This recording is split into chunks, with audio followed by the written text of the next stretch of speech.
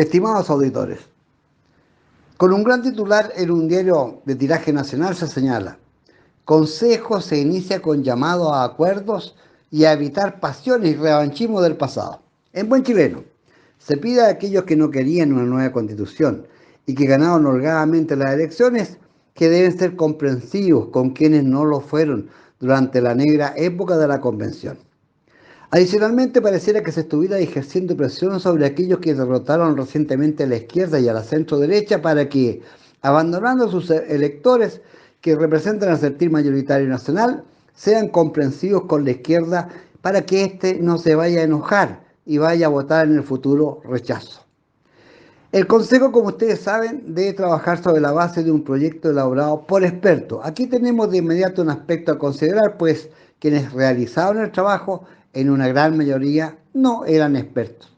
Expertos sí fueron los que confeccionaron la Constitución del 80, pues en esa época se reunió a los mejores constitucionalistas del país para que elaboraran una Constitución que llevó a Chile a ubicarse en los primeros lugares de América y a un paso de constituirse en un país desarrollado.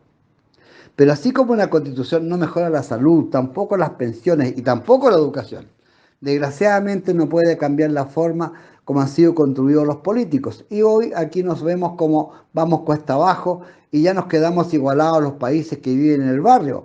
Peor que eso, nos parecemos cada día más a los países de menor calidad humana, social y económica de la región. Pero volvamos a nuestro tema central. Ninguno de nosotros quería un cambio constitucional, cuyo origen en ningún caso lo constituía la constitución que nos regía. La izquierda, con el lumpen y las barras bravas, se tomaron las calles, incendiaron empresas, hoteles, restaurantes e incluso iglesias, situación que aterrorizó al gobernante de turno y a los políticos que apoyaban su gobierno, dejando en evidencia que desconocen lo que se conoce como valor moral. La moneda de cambio fue la Constitución, y ahí hace su aparición lo que vulgarmente se conoce como mamarracho constitucional, duramente derrotado por la masa ciudadana, lo cual significaba que continuaba vigente la Constitución del 2005 y que llevaba la firma del presidente Lagos. Pero no fue así. Los políticos respetuosamente pasaron por encima de la voluntad popular y hoy nos tiran de nuevo enfrentados al precipicio. Nos dicen que el proyecto actual es muy superior al mamarracho, argumento sin valor alguno, pues la comparación es improcedente. Es imposible considerar algo peor que el mamarracho.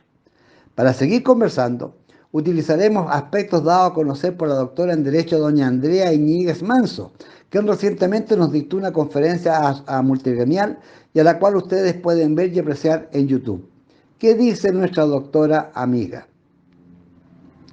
El proyecto actual, y que debe analizar el Consejo, repone normas ya rechazadas y posee claras deficiencias técnicas. En primer término, no existe una historia de la ley, lo que es algo gravísimo, pues constituye un requisito fundamental para cuando alguien quiera analizar un término o una disposición consignada en el texto, razón por la cual recurre a la fuente.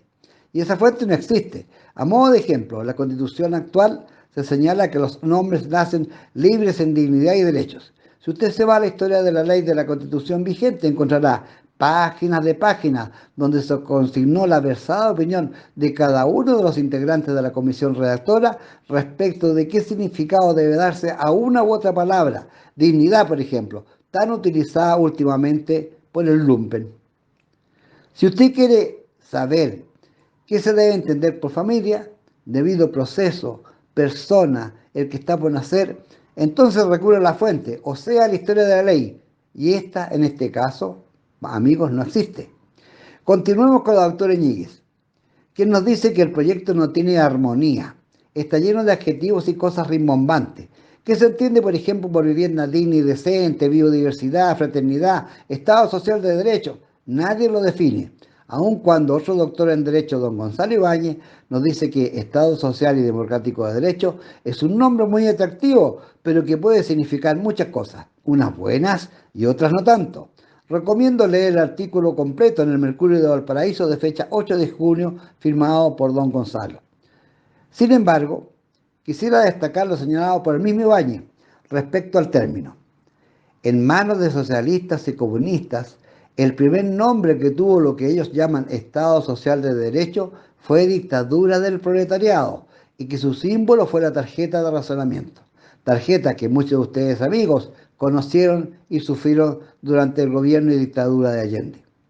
En otra parte del proyecto en discusión, se señala que las Fuerzas Armadas deben estar sometidas al poder civil, lo que es un grave error, pues las Fuerzas Armadas y de orden deben estar sometidas a la institucionalidad, se deben a Chile y no al gobierno de turno, como es en Venezuela, por ejemplo.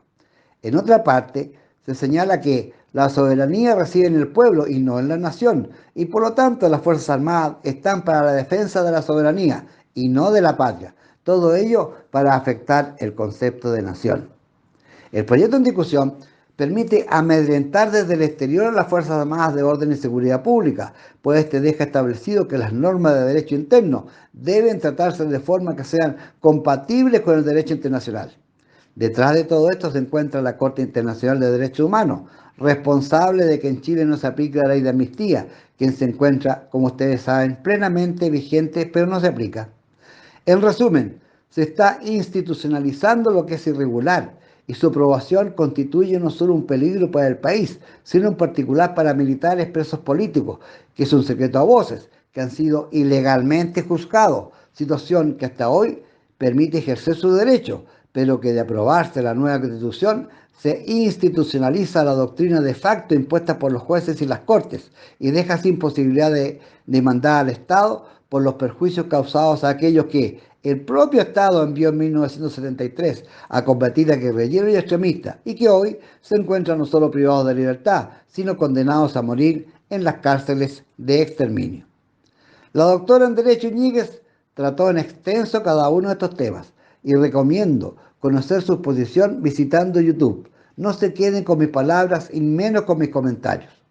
Al despedirme, sugiero a nuestros auditores la necesidad de conocer estos temas para votar en conciencia y debidamente instruidos cuando nos obliguen de nuevo, sí señores, de nuevo a votar por una nueva Constitución. Muy buenas tardes.